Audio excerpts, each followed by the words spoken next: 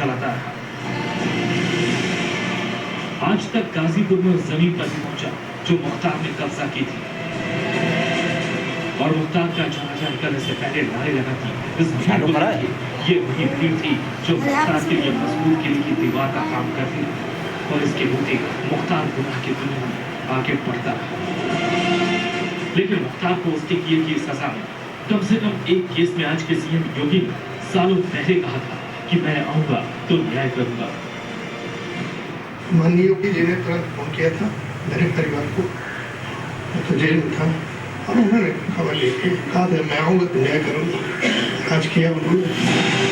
मुख्तार अब इससे कहानियों में जिंदा रह के उसका ताजा साम्राज्य भी रह चुका है। शायद माफिया को हीरो बनाने वाले लोगों के लिए भी उसका मामला एक नजीर बनेगा। गाजीपुर से अभिषेक मिश्रा, आज तक।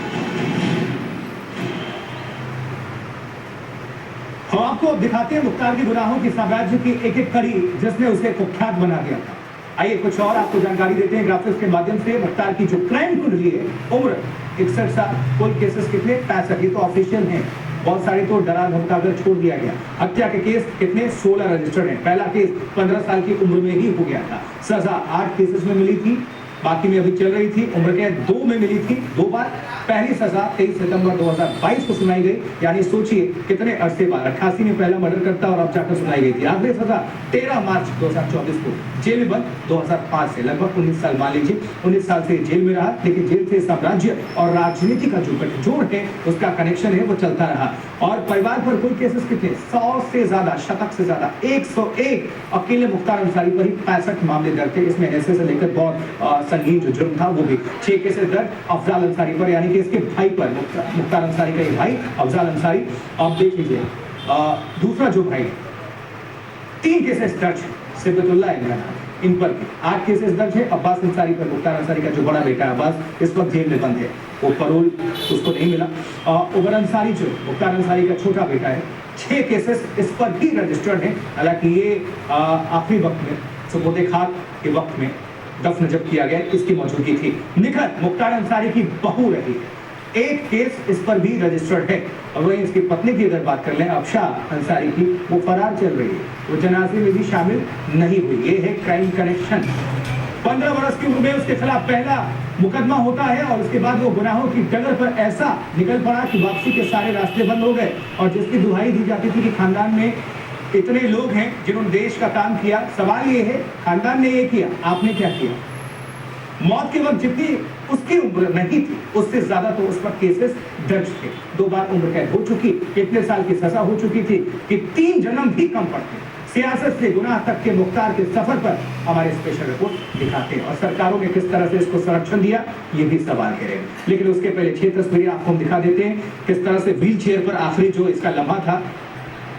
कभी भी हरकत में नहीं रहना चाहिए, ये भी इससे संदेश मिलता है। आप व्हील चेयर पर आ गए, फिर जेल में मौत हो गई, जनाजे में भीड़ जो जुटी, कुछ लोग तो भीड़ का हिस्सा बनना चाहते थे, इसलिए भी आते हैं, सब आपके वेल विशर नहीं होते। सुरक्षा साई में दफन किया गया, परिवार का आरोप लगा कि जहर देकर मारा गया, लेकिन हार्ट अटैक मौत पुष्टि हुई है, जो रिपोर्ट आई है सामने। उस पर सियासत भी हमें देखने को मिल रहा है, उसमें जो तमाम विपक्षी पार्टियां, उसके नेता हैं, वो आरोप लगा रहे हैं कि जहर दिया गया है। देखिए रिपोर्ट।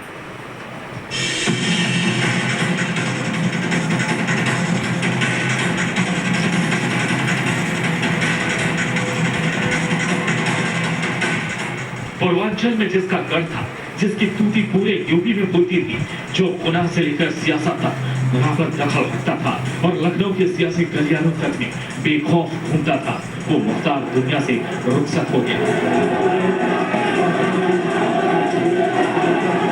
कड़ी सुरक्षा के बीच उसका जनाजा निकला,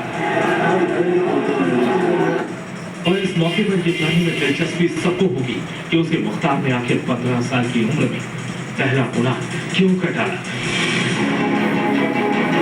जिसके परिवार का अतीत काफी सफेद रहा था, जिसके दादा कांग्रेस के राष्ट्रीय अध्यक्ष रह चुके थे, वही मुख्तार सबसे दागदार क्यों बन गया?